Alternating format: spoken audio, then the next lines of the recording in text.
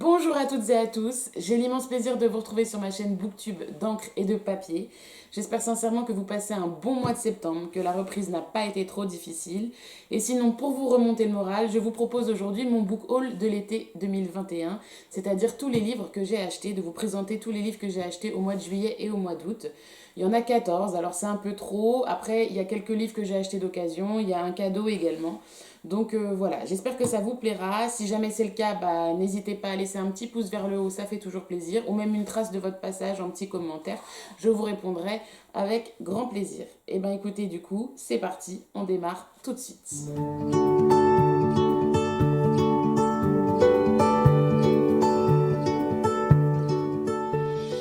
Le premier livre que j'avais envie de m'acheter ce mois-ci a été écrit par Karen Ponte. Il s'appelle Un merci de trop. Voilà, je l'ai acheté en livre de poche. La couverture est plutôt jolie. C'est une nana en petite jupe rose avec son PC dans un grand fauteuil assez style français, assez luxueux, etc. Donc voilà, ça fait assez moderne. Moi, je trouve ça plutôt sympathique. C'est aux éditions Pocket. C'est l'histoire d'une jeune fille voilà, qui s'appelle Juliette, qui jusqu'à maintenant a été réservée toute sa vie, s'est laissée marcher sur les pieds, n'ose pas dire non aux gens, etc. Et puis, à un moment donné, elle va subir une nouvelle fois une nouvelle humiliation au travail. Et ça va être le merci de trop. Et du coup, visiblement, elle va reprendre sa vie en main, tout chambouler, démissionner. Et ça va être le grand bazar dans sa vie. Moi, souvent, j'aime bien ce genre de petites histoires. C'est des histoires qui font du bien, qui permettent de remettre des choses en question dans sa propre vie. En fait, nous, on fait la thérapie avec le personnage principal. En tout cas, il y en a eu des très bonnes critiques notamment par Metro News et je sais plus où est-ce que j'avais lu un article dessus. Enfin voilà, j'ai très envie de le lire pour un petit moment cocooning, ça promet d'être sympa. Le deuxième livre que je me suis acheté cet été, il s'agit de Apocalypse cognitive. Alors, je sais que le titre fait peur, mais ne fuyez pas, je vous promets que ça vaut le détour. La première fois que j'ai entendu parler de ce bouquin, c'était sur un plateau télévisé, un plateau d'information qui s'appelle Quotidien. Je crois que c'est sur TMC le soir à 20h, c'était juste avant l'été. Et l'auteur de ce livre, qui s'appelle Gérald Bronner, est venu sur le plateau et a exposé sa théorie concernant la technologie d'aujourd'hui, où certes c'est super pratique, c'est super bien, mais en fait ça puise toute notre attention et en fait on n'arrive plus à trier les informations. Il y a tellement d'informations aujourd'hui qui circulent par internet, les téléphones, la télé, la pub, la technologie, tout ça, que du coup on ne sait plus vraiment tirer le vrai du faux et que finalement ça nuit à l'homme. Et j'avais trouvé ce monsieur extrêmement intéressant et c'est pour ça que j'ai décidé de m'acheter son livre. Voilà. Je vais vous lire la quatrième de couverture. Alors c'est vrai, il a un langage assez soutenu, mais je trouve voilà, que ça vaut le détour, que en termes de texte, ça se pose là. Alors c'est sûr que ça va me demander un peu de courage de lire ce bouquin, mais je suis très curieuse de découvrir plus en détail ce que pense ce monsieur. Je trouve que politiquement c'est très intéressant. Alors c'est parti. Apocalypse cognitive. La situation est inédite. Jamais dans l'histoire de l'humanité nous n'avons disposé d'autant d'informations et jamais nous n'avons eu autant de temps libre pour épuiser loisirs et connaissances du monde. Nos prédécesseurs en avaient rêvé, la science et la technologie libéreraient l'humanité.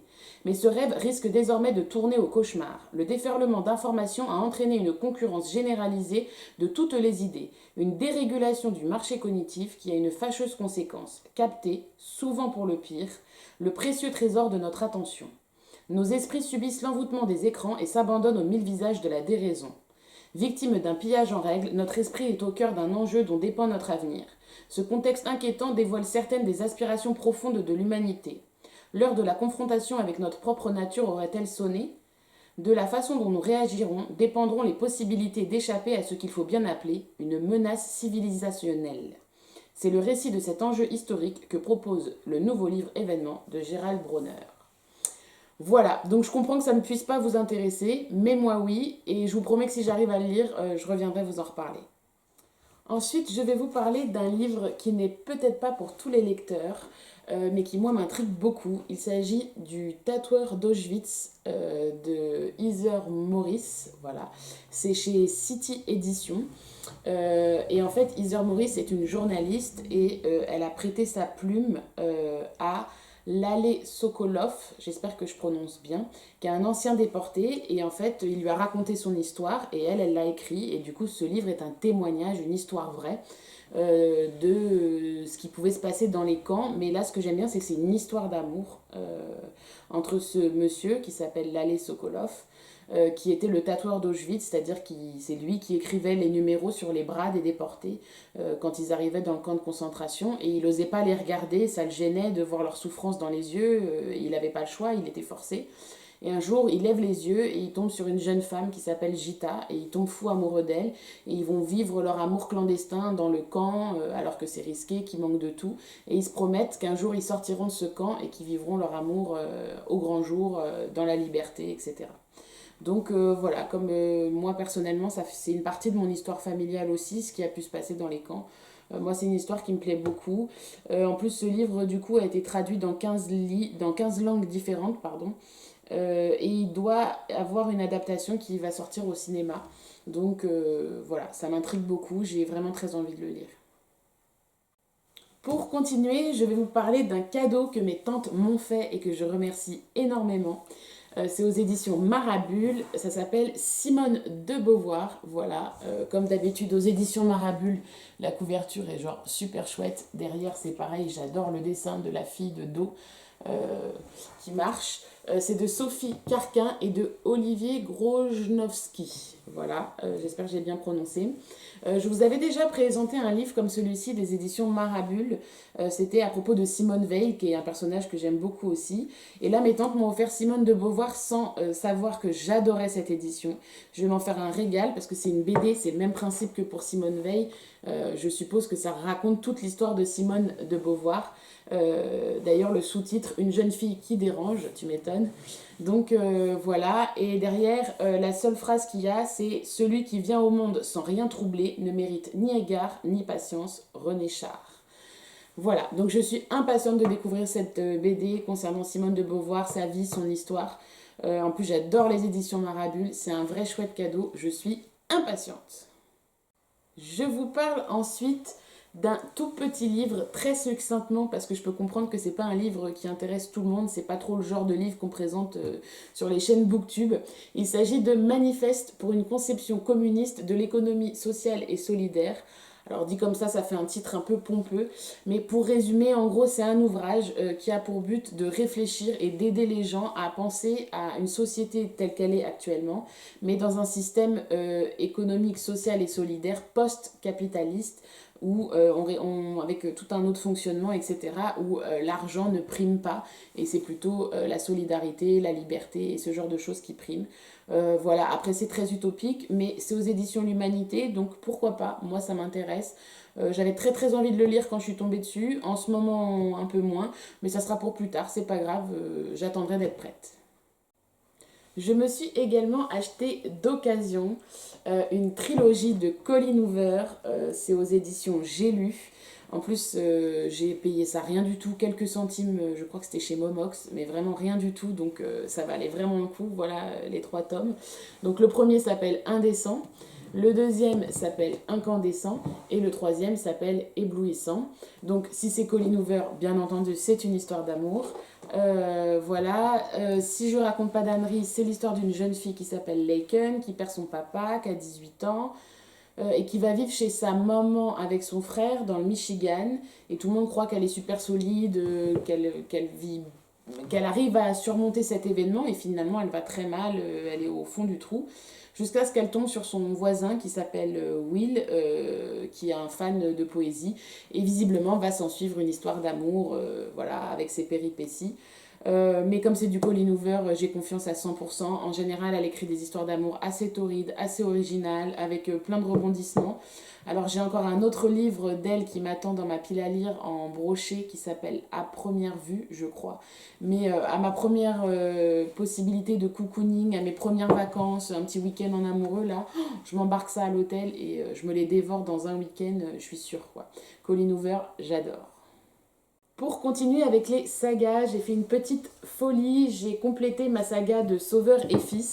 Alors normalement, si je dis pas d'ânerie, je vous ai présenté le tome 1 et mon avis sur le tome 1 dans ma vidéo de la semaine dernière, dans mon point lecture de la semaine dernière. Si vous voulez aller voir la vidéo, je vous mettrai le petit i. Donc là du coup, j'ai acheté le tome 2, donc ce qui s'appelle saison 2, mais c'est la même chose. Le tome 3 avec le petit hamster au confetti que j'adore. Et le tome 4. Et normalement, je crois qu'il y a déjà le tome 5, mais que en poche, parce que ceux-là, c'est des brochés. Et je crois qu'il va y avoir au moins un tome 6, voire un tome 7, je sais plus, je vérifierai. C'est très bien écrit, c'est du Marie Aude Muraille, c'est aux éditions Medium Plus. Et franchement, j'adore. Voilà, c'est l'histoire d'un psychologue, psychiatre, qui s'appelle Saint-Yves Sauveur, ou Sauveur Saint-Yves, je sais plus, qui élève seul son fils depuis que sa femme est décédée et qui est martiniquais, donc on est complètement plongé dans la culture créole. Et en fait, son fils, comme l'appartement est attenant au cabinet de consultation du psy, son fils, pendant qu'il consulte, vient écouter les consultations à travers la porte. Et du coup, on a des bribes de chaque histoire, de chaque patient du psychologue. Et c'est très intéressant, c'est très bien fait, ça aborde beaucoup de sujets de la vie quotidienne et je pense que tout le monde peut s'identifier dans cette histoire à un moment donné. C'est ça vraiment, je trouve, le tour de force de Marie-Aude Muraille. Après, c'est censé être du livre jeunesse puisque c'est vu à travers les yeux d'un enfant, etc. Mais on aborde quand même des sujets comme le suicide, la scarification, des choses comme ça, le divorce. Donc je trouve qu'un enfant sur une lecture comme ça, même un jeune ado, il doit être un peu accompagné quand même, ça se lit pas comme ça. Mais par contre, sinon c'est une très bonne lecture, je suis impatiente de lire la suite. Et je me suis également acheté un livre qui visiblement serait un incontournable puisque j'en ai beaucoup entendu parler par tout le monde. Il s'agit de L'apprenti épouvanteur, le tome 1. C'est aux éditions Bayard et c'est de Joseph Delaney. Voilà, je suppose que beaucoup d'entre vous connaissent déjà cette histoire. Moi, j'en sais rien du tout parce qu'en plus, la quatrième de couverture, c'est attention à ne pas lire la nuit, donc ça ne m'aide pas beaucoup. Voilà, je sais que c'est un livre jeunesse de fantaisie très connu, très bon, qu'il y a au moins 10 ou 12 tomes, que les gens en ont que de bons avis. Moi, c'est vrai que j'ai jamais eu l'occasion de le lire étant jeune et même ces dernières années. Je pense que c'est un incontournable et tant que j'avais pas le tome 1, je pouvais pas me lancer clairement. Donc voilà, j'ai le tome 1, il n'y a plus qu'à trouver le temps de le lire. Donc j'espère peut-être pas en fin d'année, mais en début d'année prochaine, ce serait pas mal de démarrer, ouais. L'avant-dernier livre dont je vais vous parler, je vous en avais déjà touché deux mots dans ma première vidéo de reprise fin août dernier. Il s'agit du tome 1 des voleurs de fumée de Sally Green. C'est aux éditions J'ai lu. Voilà, donc pareil, ce livre est passé partout, il n'est plus vraiment à présenter. Si j'ai bien suivi, c'est une sorte de Game of Thrones, mais pour un peu plus jeune. Voilà, il y aurait une histoire de chevalier, un chasseur, une princesse. En tout cas, moi j'adore la couverture avec ce bleu très intense. J'aime beaucoup. Je compte pas le lire tout de suite parce que je voudrais finir, comme je vous l'avais dit, ma trilogie Olfbad de Sally Green avant de lire Le voleur de fumée.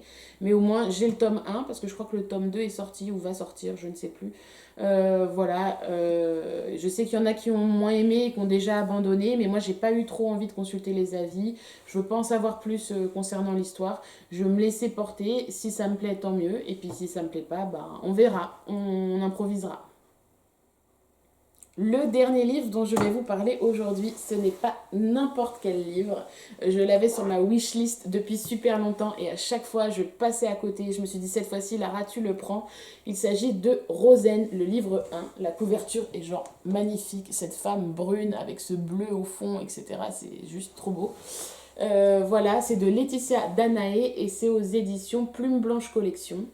Je sais juste que voilà, c'est l'histoire de Rosen Kaplang, qui est une djinn, donc un esprit, un dieu. Et en fait, son peuple, du coup, visiblement, a subi des choses difficiles, la famine, la guerre, je sais pas trop. Et du coup, la paix a du mal à être maintenue, ça a un goût amer pour tout le monde, etc. Et du coup, on fait la supposition qu'en organisant des mariages arrangés entre princes et princesses, entre les tribus, ça va apaiser les choses. Donc voilà, donc c'est assez classique comme départ d'histoire. Par contre, le monde dans lequel on évolue a l'air d'être assez original. C'est d'ailleurs pour ça que j'hésite à lire ce livre, parce que comme j'ai très envie en ce moment d'écrire un roman qui évoluerait dans un univers des Indes, des Antilles, en mode Esmeralda, Aladdin, tout ça. J'ai peur que ce genre de lecture m'inspire trop ou que involontairement je pique des idées là-dedans ou enfin voilà, que ça me trouble dans mon écriture. Donc j'hésite, on va voir. En tout cas, il me fait très envie et derrière, il y a une super critique qui rend le livre encore plus intriguant. Je vais vous lire. Donc c'est Violette Culturelle, une lectrice chroniqueuse qui dit ça de Rosen. Elle dit: les intrigues, les passions, les coups bas, tout s'inscrit dans un univers si bien décrit que l'on peine à croire que tout cela n'est pas réel. Donc voilà, moi j'adore les histoires qui nous emmènent dans des mondes complètement imaginaires, complètement différents, dans lesquels on est happé en mode Harry Potter, même si c'est pas de la magie, mais c'est une toute autre culture, mais voilà. Donc celui-là, il risque de sortir assez rapidement de ma bibliothèque. Tant pis, j'avais dit que je commencerais pas de nouvelle saga, mais oh, celle-là, j'ai envie. Je sais pas, je vais voir. En tout cas, si vous avez des avis à me donner sur ce livre-là, parce que vous l'avez déjà lu, sans me spoiler, bien sûr, n'hésitez pas à me laisser un commentaire. Je serais ravie d'avoir votre avis sur ce livre. Voilà, ce book haul de l'été 2021 est terminé. J'espère sincèrement qu'il vous aura plu et surtout qu'il n'aura pas été trop long parce qu'il y en avait quand même pas mal, même si pour le coup il était très diversifié et je suis assez contente de mes achats. Ça promet de très bonnes lectures. Nous, on se retrouve la semaine prochaine et en attendant, le plus important, n'oubliez pas, prenez soin de vous.